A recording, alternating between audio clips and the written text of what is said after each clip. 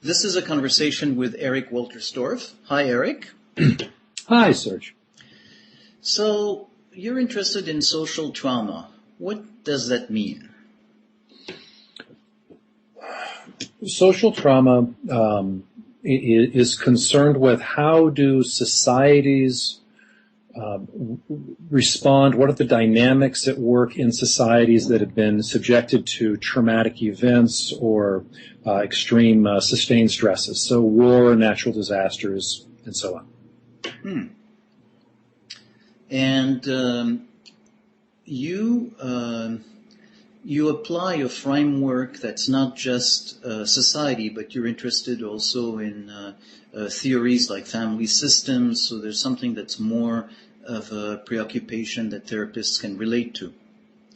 Yeah, so let me give a little context for the work right here. So psychoanalysts a number of times in the last century have talked about social trauma, or more specifically cultural trauma. So Freud in Totem and Taboo, before the First World War broke out, talked about this, and then before the Second World War in 1939 he wrote Moses and Monotheism, which explored this idea more of what happens when you traumatize a culture and how is that trauma transmitted across generations. My interest came when I read a book that had been written by a psychoanalyst, Immanuel Velikovsky, who many people know from the Worlds in Collision and him talking about early religions. Much of early religious writing were accounts of global catastrophes. And he had some very interesting ideas. And when I read his book, Mankind and Amnesia, I thought, I'll bet these things could be modeled. And I got very, very excited about that. That was in 1995, and all of my work since then has been efforts to model and create tools to understand and work with societies subjected to stresses and traumas. Now, that's meant two things. Theoretically, I went and got my PhD, which was interdisciplinary. So my dissertation was a speculative model of how groups respond to threats. And I was looking at the neuropsychology literature, the traumatology literature, the family therapy literature, and a lot of work with systems theory and work with social insects and how to model large-scale behavior. So that was the theoretical path. Mm-hmm. Now, there are a lot of people with bad theories and a lot of people with good theories that don't have much practical application in the world. So I took these, what were to become these models, and I said, how would this affect working with individuals who have been traumatized? So I applied the models to individual therapy and got really good results and trained some other people. And then I moved on and began to work with families applying these models. And again, this is a lot of work over, about 5 years each for each of these things, and had a good deal of success there. And then I founded a crisis consulting firm and began to work with businesses and other organizations going through traumatic events. For example, working in New Orleans after Hurricane Katrina. And, created tools that worked at that level. And for the last 3 years, I've begun to turn my attention to national, sort of problems, like problems of, healing in, Rwanda, and, various things like that. Yeah. So, you started from, an interest in, big crisis, social trauma, went into an understanding of it that you found ways to actually apply to individuals, to family systems, to groups, and then to larger groups. So in a way, the model was scalable and verified by the results that you were obtaining when you applied it in these different circumstances. Exactly. So from this place, maybe how do we use an operational definition of trauma that we can, use to connect people from the trauma they're familiar with, in a small group, to the larger kind of social trauma that you're dealing with. Okay. Well, where we're going to be in a few minutes, the place that we're getting to is this ability to look at a society around a particular issue and to see how subgroups form in a society and how to work with each of those subgroups. That's where we're going to be in 5 or 10 or 15 minutes. Okay. So let's walk ourselves through a series of 3 steps to get there. So I'm presuming that the most people listening to this are quite familiar with individual responses to stresses or traumas and healing processes and so on.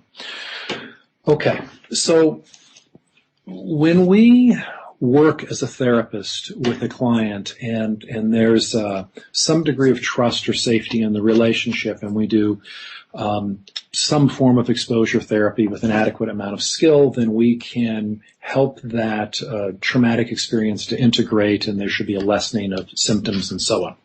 Mm-hmm. Now, there's a different class there are different classes of traumas, but there's one way to sort of divide up the field is a number of them of traumatic events happen in what I call in-groups. So this would be traumas that happen in a family setting or in a school setting or a summer camp setting where we can't get away. So we're looking more at the territory of Judith Herman's captivity trauma or Leonard Terr's type 2 trauma. We store the memories of these events differently, which is to say we store the memories of the different roles that people played who were present. So concretely, there's a family. Let's say in the family there's a father who's beating the son. The mother doesn't intervene, goes into another room, and the little sister is hiding and afraid. Mm-hmm. This has happened a million times. So if we're working with a young man who, let's say this happened in some very severe way or a repeated way, he is going to be storing, this boy who's grown up to be a man, is going to be storing not simply his experience as a victim, but he's going to be storing what he imagined were the experiences, what was going on inside his father, the perpetrator, inside his mother, who left. Why did she leave? His little sister who was watching and could do nothing. These are all stored. And the way that they show up as symptoms is that when we create these traumatic reenactments in our life, we recruit people around us who will represent those various roles. This is a variant of the projective identification mechanism. Yeah. So let's stay here for a moment before we go on, because there's a very big problem that happens in the field, which is many of us are familiar with the problem as therapists, that we can get therapists who identify as wonderful healing caretakers, and clients who come in as victims, and they can get caught in a loop where there's an unconscious collusion that the therapist is competent and the client is incompetent, and they can get stuck in this thing. And the field has talked about this for the last 50 years. Mm-hmm. But there's a second level of collusion that shows up even when we solve that problem. So when we solve that problem, we help to empower our clients and we help them to grow in the relationship. And so the client can integrate not only the victim aspect of what happened to them, but also they can be empowered and integrate a potential savior aspect. So this is really good. But one of the things that is quite typical, in my experience, when therapists are working with clients around traumas, is that the bystander and the perpetrator is considered bad, and we lock them out of the office. Early on, I've had clients, where they can only work if the door is locked, or they can only work if the door is open, because we've got to keep the perpetrator and the bystander away in order to have safety to do the work. Well, that's fine if our first 2 steps in working are to integrate the victim, the savior role, and then the victim role. But if we stop there, then the client has still not integrated the bystander or the perpetrator roles, and they will continue through this form of projective identification to move into relationships like that. Yeah. Which can really make, which can be a shame. All of this work, and yet the most dangerous of the symptoms continue, the ones that lead most likely to re-traumatization. So just let me just summarize what I'm hearing is that sense that when we talk about a trauma situation in a group setting, there's several actors, several roles, and all of these roles are included in some form in the memory of the victim. And that true healing is about having a resolution that integrates all the roles as opposed to simply dealing with the victim. Exactly. And I'd like to add two things. One is that perhaps it wasn't the boy who grew up to be a man who came in for therapy. Perhaps it was the sister or the mother who comes in with bystander trauma, or perhaps the father comes in because he's tired of tearing his family apart and he can't control his rage attacks. So the client could come in with any of the roles, but typically it's the victim role.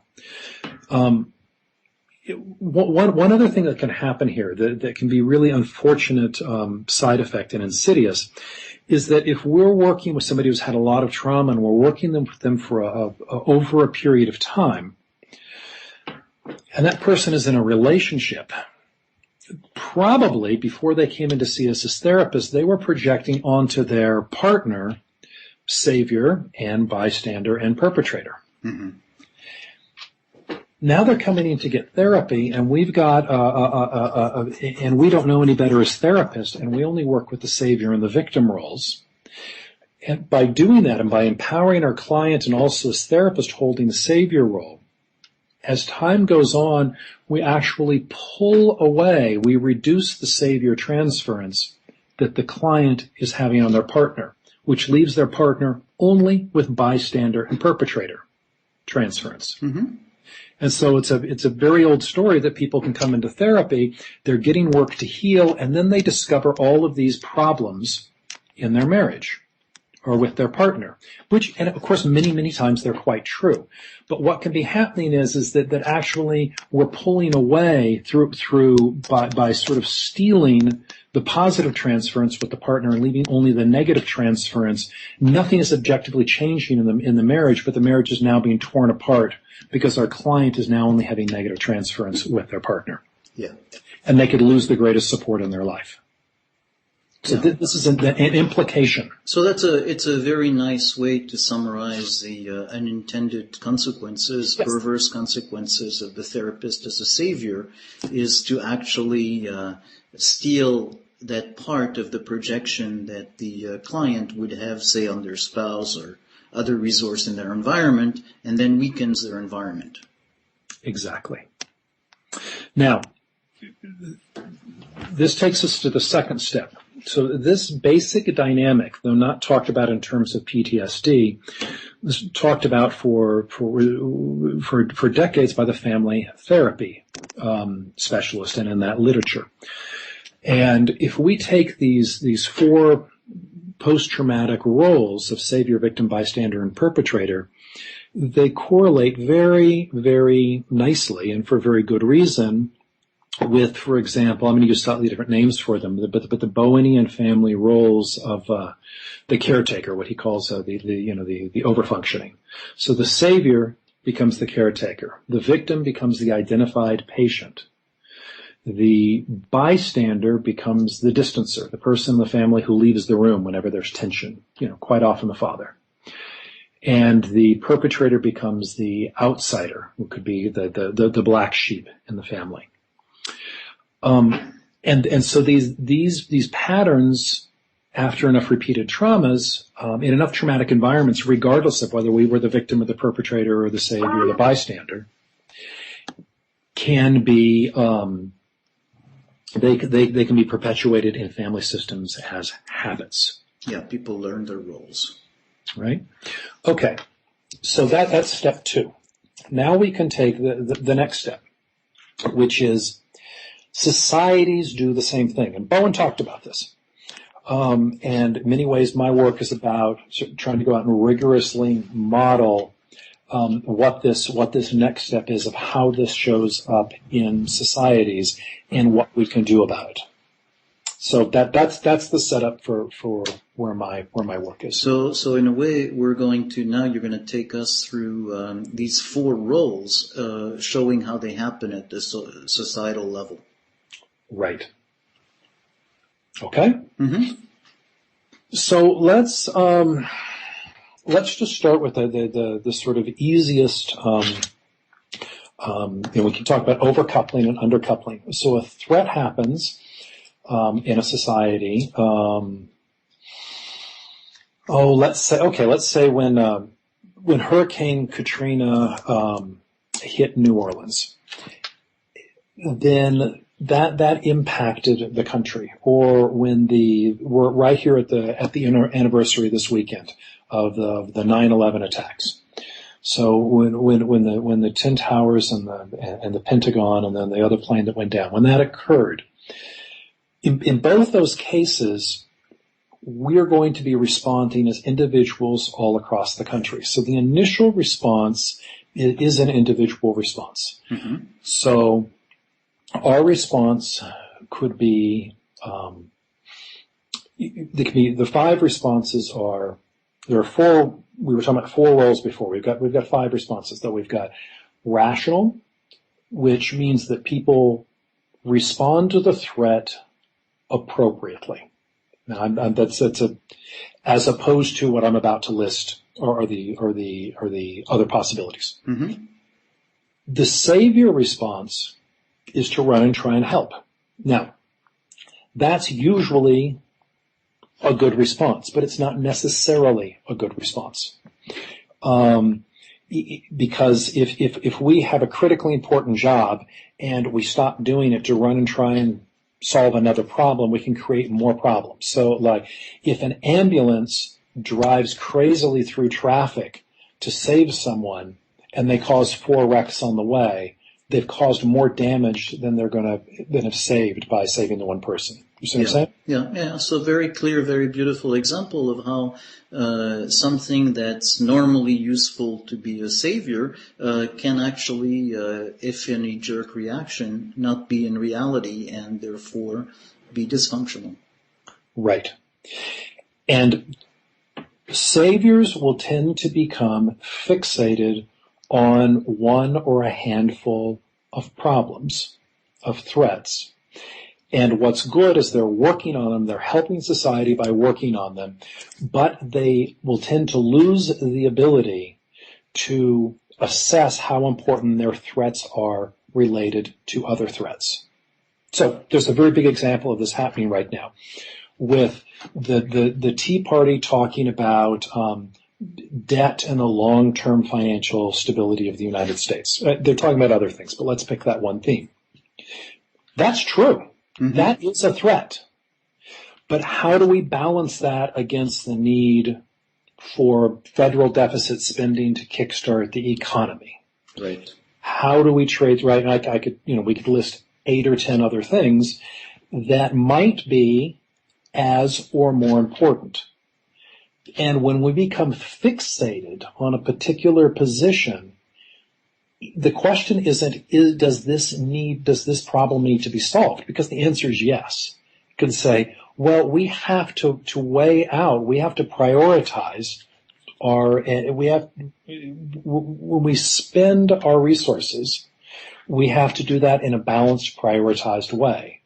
And when we get stuck in the savior subgroup, we can become sort of kind of have blinders on, and we over prioritize our own cause and we under prioritize others.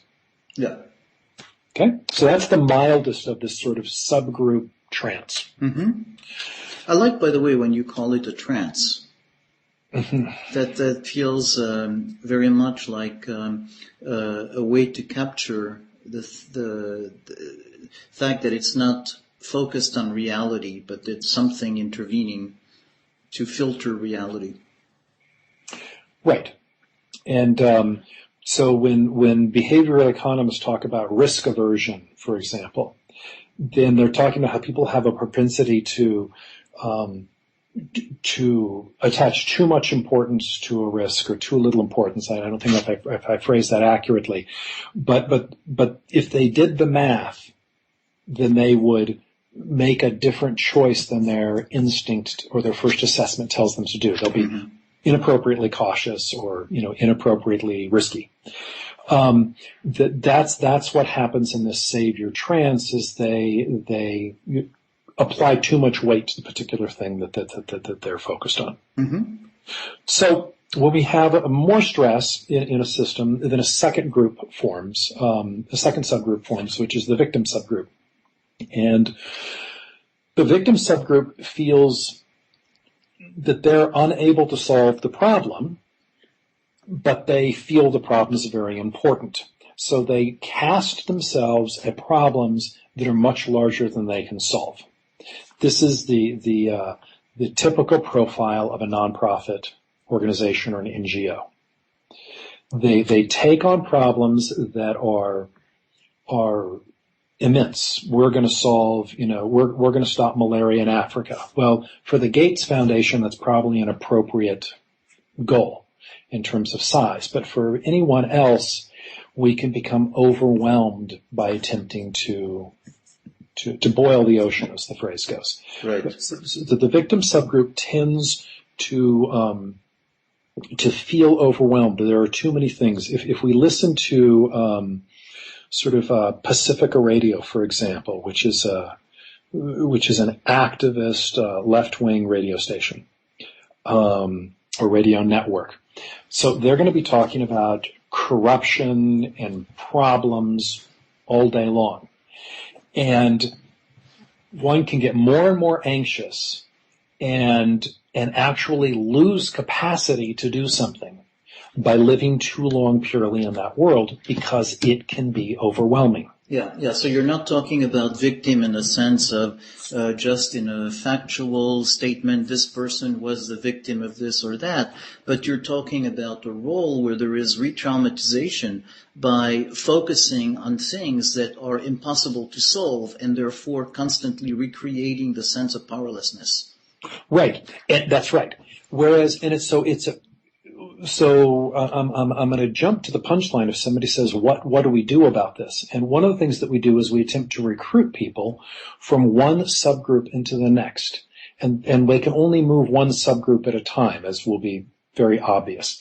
But we can move victims to saviors. And the way that we move victims to saviors is we say, instead of trying to solve 50 problems or track 50 problems, which is overwhelming your psyche, narrow your lens down and accomplish something. Though it's smaller, accomplish something, because that accomplishment is going to be helping everybody.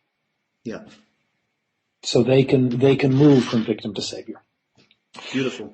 When there's even more stress or trauma in a system, we start to move into the passive responses. So the next one is the bystander response. And it's just like, I don't know what to do. And so people stop wanting to hear about it. The whole subject's too upsetting. We talk about global warming with a lot of people, and there's just this shrug. What can I do? What can I do? I can't do anything. You want me to not drive my car? What difference is that going to make? You want me to turn on the heat? What difference is that going to make? And there's just this sense of collapse. It's like, this thing has momentum, and I can't do anything about it at all. Mm-hmm. Mm-hmm. This characterizes most people's responses about most threats, which is different from a rational position. It can look similar, but it's completely different. The rational person is paying attention to what all the various threats are. They do their best to prioritize, and then they put their resources into the priority. And the other things, they listen, and they know. They don't turn away from the bad news. But they say, right, but we're prioritizing here. Whereas the bystander has very little capacity, and they just say, I don't want to hear about it. Yeah. And because they can never prioritize. But, in all fairness, we live in large societies where the decision making is something that can feel remote and hard to grasp. For instance, a political decision process can be pretty alienating. So it's understandable that most people could feel in a position of bystander, in front of things that are pretty big crises. So the great challenge, exactly, to mobilize this passive part of the culture, this socially or politically passive part of our culture, is to find little tiny steps that they can take to become more involved. So in the 1980s, there was this very strange conflation between picking up litter and helping solve environmental problems like the rainforest. And people would say, yeah, I'm really concerned about things like, pollution in the rainforest. So I'm going to join a litter campaign. Mm-hmm. Now, because I was educated about this, and this was sort of a big area for me in the 1980s, I found that childish. And it took me years to understand that that was a very, very good intervention because it took people one step in. Yep. I can clean my street. Yep. One step at a time. And then as people take one step, then they're going to feel a sense of accomplishment. Then they get a second step. Then they get a third step. And they do more and more. And at a certain point, they start to get hungry and they learn about more, and then they get overwhelmed, and you've successfully moved them to the victim state. Now you've got somebody who cares and who's an activist, and now they feel overwhelmed, and now we've got to help move them from victim to savior. Yeah. And I really appreciate, by the way, in the way you're explaining it, a sense of these various, like a funnel, where people can go from one group to the next, and it makes more and more sense as you're talking about it. Yeah. The last and the most severe, the severest problem, the most severely traumatized subgroup, show up as the perpetrator subgroup. And these are people who feel as if there's no hope. So they break the social contract. So after Hurricane Katrina, these are people who loot. There was probably looting after 9/11, though maybe I imagine that there's this sort of that's not part of the narrative. The narrative is we came together as New Yorkers. But there had to have been some looting. In New Orleans, there was a lot of looting. You'll get, here's the South and North Sudan, what became South, the Republic of Sudan, couldn't work out its problems between South and North. And we had massive perpetration going on. So the solution at that point was simply to let's split the country in two. And so the perpetrators can actually become their own group. And that's one way that we sort of deal with perpetrators. We expel them. And then it's no longer a problem. Mm-hmm. We can't do that as often anymore. So, for example, with global warming, we can't expel anybody. Right? So, and we have to find a way to work on that problem together. If the Chinese did everything perfect, but the United States continues to burn coal, I mean, we're burning, 25% of the world's problem we're causing. The United States alone could drive the whole global warming trend over the century. The United States could go perfect, somehow become a zero carbon society, and the Chinese could drive it over the edge, or India as it grows. So we can't actually push the perpetrators out. We don't have that option. We're in a closed system. So we have to figure out how to integrate these people who are so severely traumatized that they break from the social contract and they just say, I don't care about the threat. I don't care if the ship goes down. I'm going to get the best little raft I can and steal as many provisions and let the rest of you die. We are losing that option as a species as we fill the planet. So we have to figure out how to actually engage with people in this role and create a dialogue. And if we can successfully move them to the bystander role, to where they're not actually perpetrating against other people, they're not willing to care or help, but they'll stop doing damage. So I assume that when you say that, it's not necessarily through gentle persuasion, but it can also be a form of societal rule and enforcing rules, the same way as we can force perpetrators not to commit crimes by having police and justice and so on. Yeah. Yes. This is the beginning of a very, very long conversation. But yes. So the big answer is yes. Another thing, though, is it's important to remember with this is it doesn't really serve to be right about what the problem is.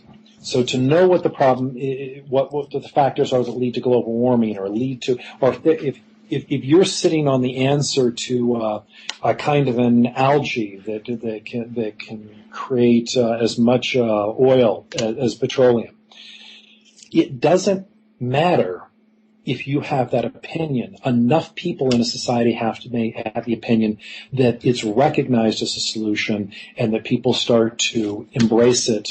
So there has to be enough agreement in order to make the thing happen, which sometimes means forcing other people's behavior.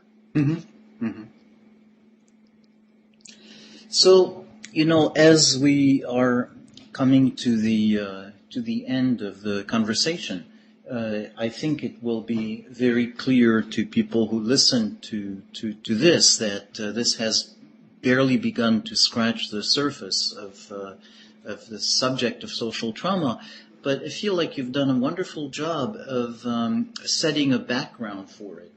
So is there something else that you might want to add, as a transition to, people who want to know more about this? Yeah, I guess the big lesson is it's not that hard to learn a basic set of tools to be able to analyze what's going on and to figure out ways to help. And if you do that, then you can really empower yourself to have much more of an impact on making a change in the world.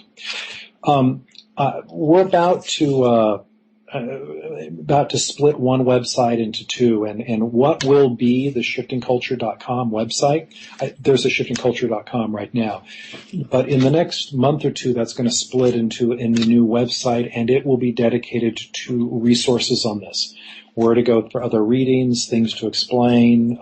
All of this material is going to be there for you with avenues to more. Beautiful. Thanks, Eric. This recording is part of the podcast at relationalimplicit.com. It's not hard to learn a basic set of tools to be able to analyze what's going on and to figure out ways to help. And if you do that, then you can really empower yourself to have much more of an impact on making a change in the world. We're about to split one website into two, and what will be the shiftingculture.com website, there's a shiftingculture.com right now, but in the next month or two that's going to split in the new website, and it will be dedicated to resources on this, where to go for other readings, things to explain. All of this material is going to be there for you with avenues to more. Beautiful. Thanks, Eric. This recording is part of the Somatic Mindfulness and Relational Psychotherapy podcast. See the website relationalimplicit.com.